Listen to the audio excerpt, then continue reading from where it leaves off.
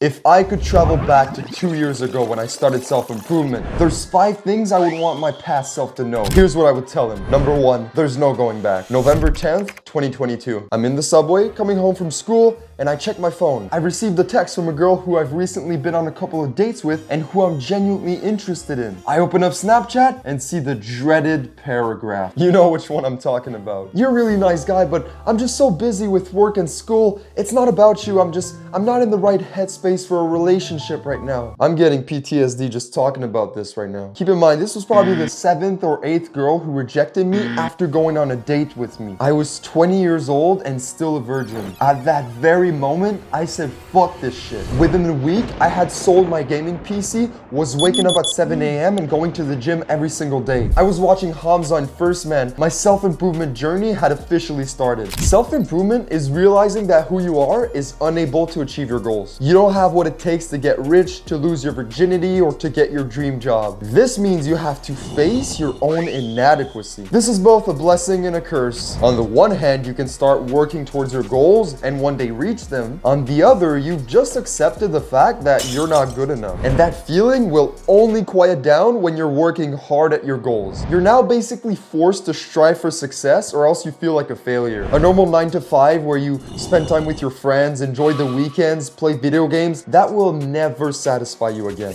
So just be careful if you decide to commit to self-improvement because there's no going back. I recently made a massive commitment. If you're enjoying the video so far, help me get there and subscribe to the channel. Thank you very much. Number 2. Hard work will always be rewarded. Have you heard of the man who worked like a dog for 20 years, who read the right books, took the right steps, and still ended up with a normal job, a normal wife, a normal life? No? Neither have I. Because he doesn't exist. The universe will always give you a life proportional to the amount of work you've put in. When you really look at people's habits, you'll realize there are very good reasons why they've built such a mediocre life. And so if you take care of your health, do some extra work when you're home, and save as much money as possible, you're going to end up with a better life than most people. Trust me, you're not gonna randomly wake up at 38, overweight, with a job you hate and a wife you find unattractive. If I could go back, I would tell myself to not worry about whether or not all the work I'm putting in will pay off. Of course, the journey will be hard as hell, but you'll always be rewarded. Number 3, identity lags behavior.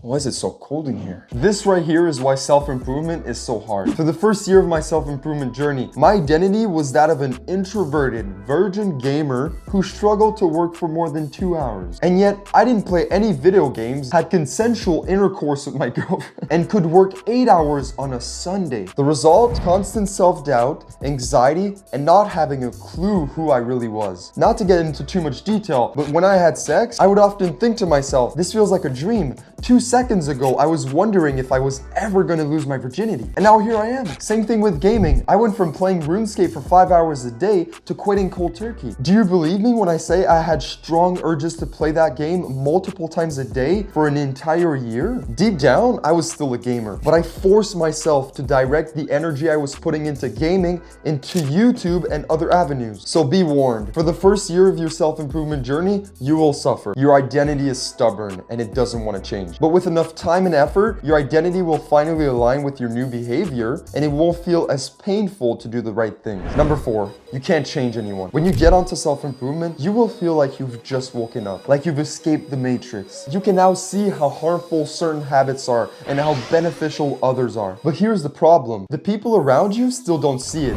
and it will drive you crazy. You're gonna tell them about the benefits of reading books, about the harmful effects of porn, sugar, and alcohol. You're basically going to start seeing every bad things that people are doing to themselves. And you're going to get an urge to just grab them by the shoulders and, what are you doing with your life? First of all, calm the hell down. You were just like them not that long ago. Also, you've just learned a very valuable lesson. You can't change anyone. You're not a Jehovah's Witness. Stop trying to convert people to self-improvement. Desire to change must come from within. There's no other way. The only thing you can do if you truly want to help the people around you is become the best version of yourself. This will either inspire them to improve or it will make them bitter. Either way, it's their choice, not yours. Number 5.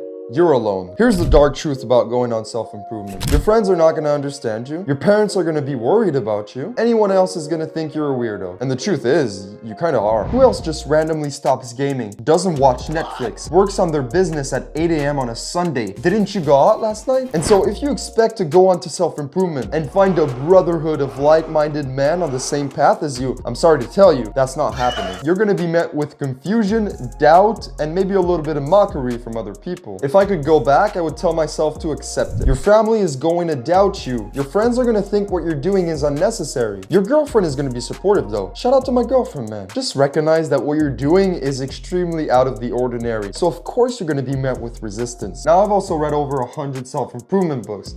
Click here to see what I've learned.